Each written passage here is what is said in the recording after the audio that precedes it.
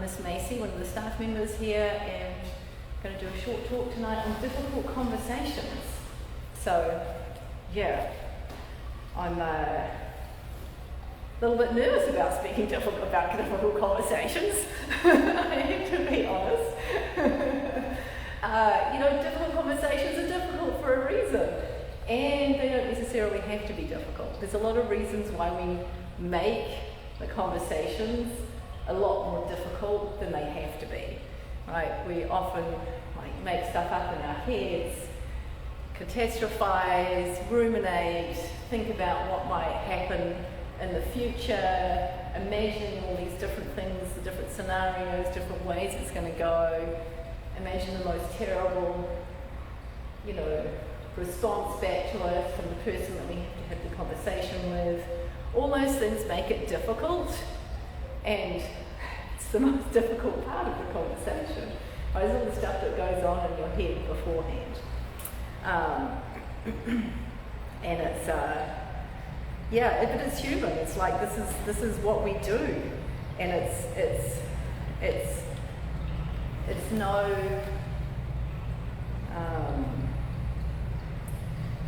mystery. I guess it's a mystery, but it's no mystery that we all have difficult conversations. It's a human thing. It's something that is innate in how we're wired somehow, which isn't very helpful, but it's kind of what it is. And then I'm looking in the way of Chuang Tzu, which is one of, I think we have this book here, but Chuang Tzu we definitely have a couple of books of his here. And this is a translation by Thomas Merton, who's done tons of translating of Zen work and Confucius work, and all sorts of different, Chinese work. And this book is all short little pieces, short little stanzas, poems, I guess you could say. And I was reading through it today, and I was like, this is what happens when you're about to have a difficult conversation. This one's entitled "The Need to Win." When an archer is shooting for nothing, he has all his skill. If he shoots for a brass buckle, he is already nervous. If he shoots for a prize of gold, he goes blind. Or he sees two targets, he is out of his mind. His skill has not changed, but the prize divides him. He cares. He thinks more of winning than of shooting. And the need to win drains him of power. And I was like, that's just like when you go into a difficult conversation and you want to win. Like, you want your perspective, your side of things, your way of things to be the right way. You want to win in that conversation. And we kind of get blindsided by it, because the point of a conversation is to come to an agreement, right? In most cases, you want to come to an agreement with somebody. But if you want to win, you're not really coming to agreement. You're just getting your way. And that's not necessarily the best outcome. So when we think about how we're going to win an argument, or how we're going to win in this difficult conversation, that stops us from being the person that we want to be in life. It stops us from being a kind person, somebody who listens with compassion, somebody who's loving and kind. And I know I want to be that type of person all the time. I don't know if I'm not always, right? Because I'm a human being. I get mad sometimes too.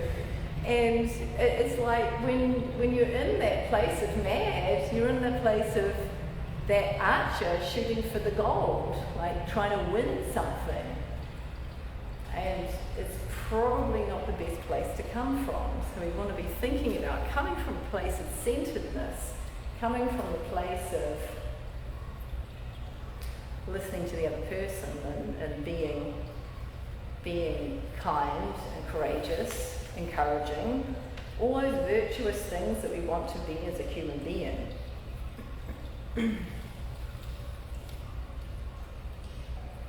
I found another one that was like, oh, this is really interesting too. So this one's called Advising the Prince. The recluse, and I'm going to mess up this name, I'm so sorry. The recluse Su Su Wei had come to see Prince Wu. The prince was glad. I have desired, he said, to see you for a long time. Tell me if I'm doing right. I want to love my people, and by the exercise of justice to put an end to war. Is this enough? By no means, said the recluse. Your love for your people puts them in mortal danger. Your exercise of justice is the root of war after war. Your grand intentions will end in disaster. If you set out to accomplish something great, you only deceive yourself. Your love and justice are fraudulent. They are mere pretexts for self-assertion, for aggression. One action will bring on another, and in the chain of events, your hidden intentions will be made plain. Now, this is talking about what your true intentions are within that difficult conversation. And sometimes it's hard to know what they are, because in the moment, in the heat of the moment of the discussion, you can be very, very certain that you're trying to do the right thing and trying to say the right thing in a way that is kind, and you can be doing the opposite thing. It comes out in the wrong way if you are dysregulated inside, if you're not in that place of centeredness, if you're not in that place of being able to be calm and considered and to listen for what it is that the other person is saying, then that is a time when, even if your intentions are good on the surface, there's a little inside voice in there that is trying to get in and twist a knife, right? And that is the hardest place to be in a difficult conversation. It's not easy at all. And what I found helps is pausing the conversation and just saying, hey, you know what? I can't talk about this right now. I've got more to say, and I need to talk about it another time when I feel more calm. And that's often a way to let the emotions calm down and then come back to it with a more considered, kind, willing to listen to the other person's point of view.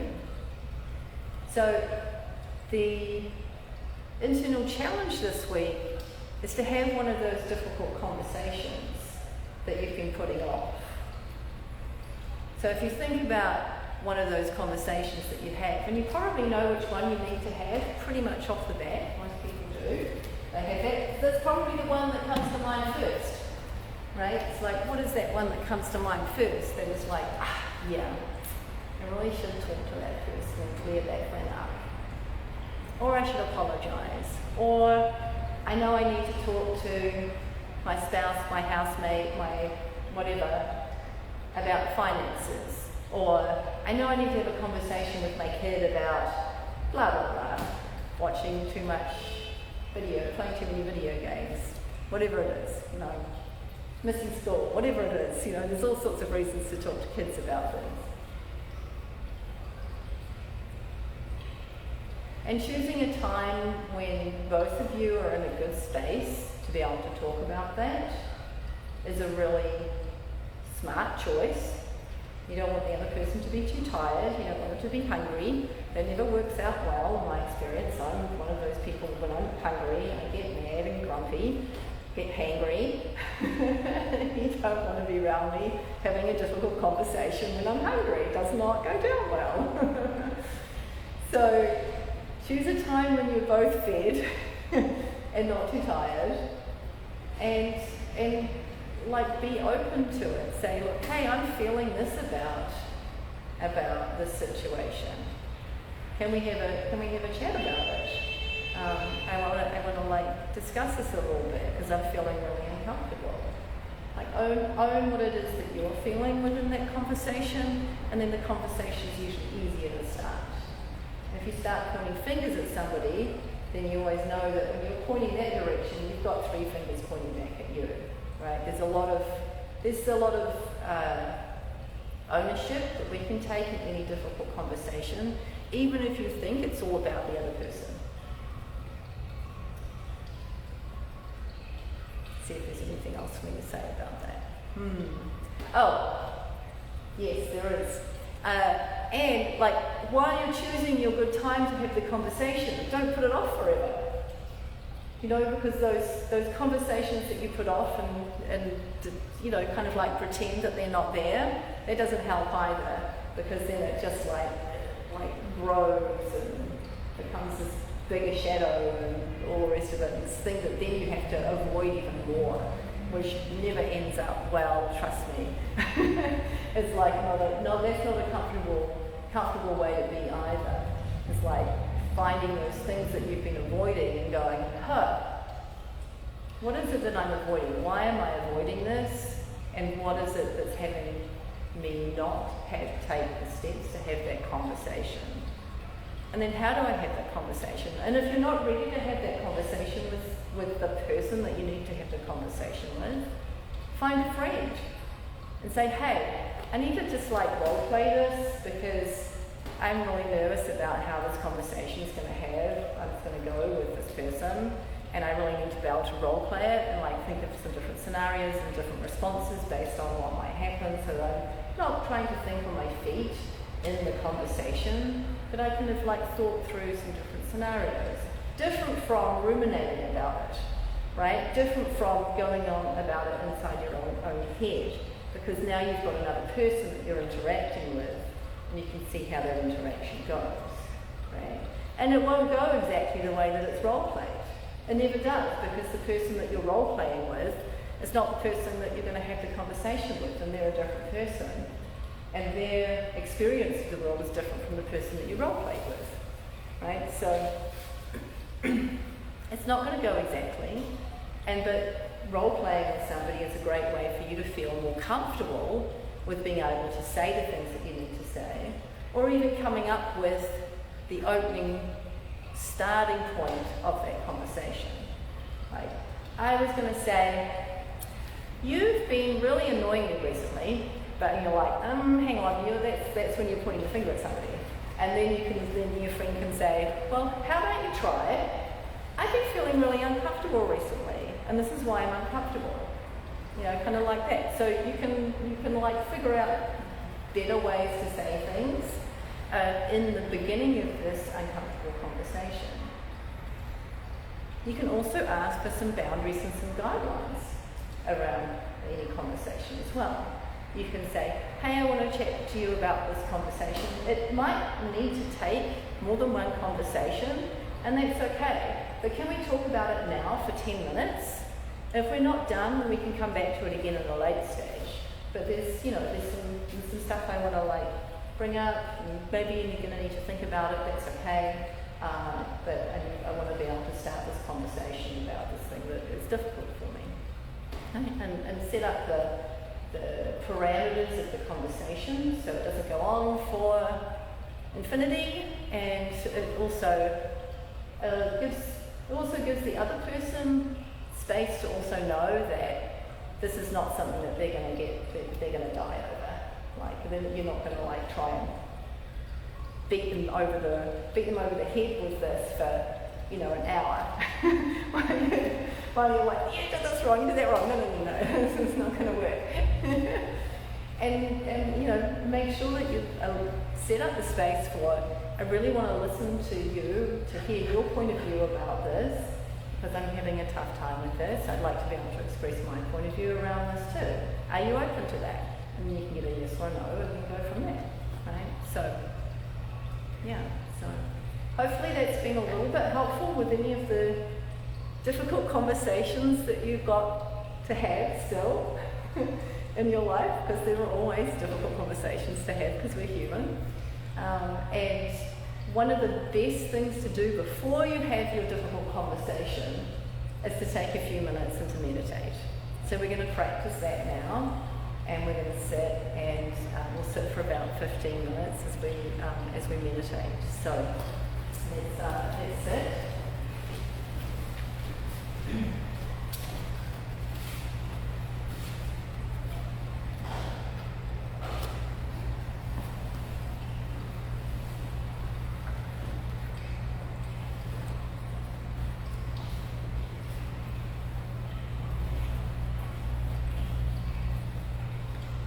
So allow your, I'm going to take my glasses off because otherwise I'm going to slide down on those. Allow your knees to be lower than your hips. Your hands can sit just open, palms up. You can touch your thumbs together if you like, or leave them open. Allow your spine to be straight, your chin parallel to the floor, eyes closed.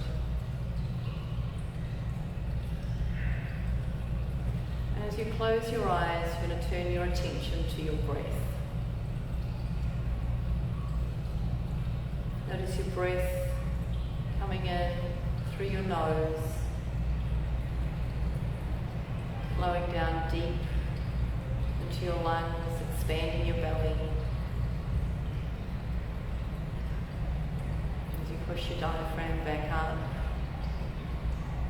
exhale fully through your nose.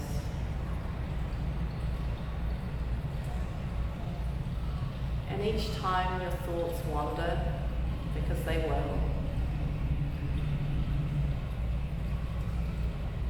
maybe they're going to wander to that difficult conversation that you need to have. As soon as you notice that you're thinking of something else, bring your thoughts and your breath back to your center. And connect again to that inner peace inside of you, that place of calm, tranquility.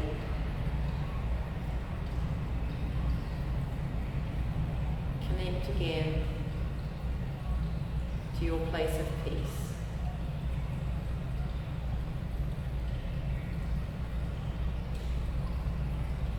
Every time you breathe in, connect to that place of peace. So that when you are having a difficult conversation, whenever you need to, you can breathe in deeply into that center of yourself and connect to that place of peace for you.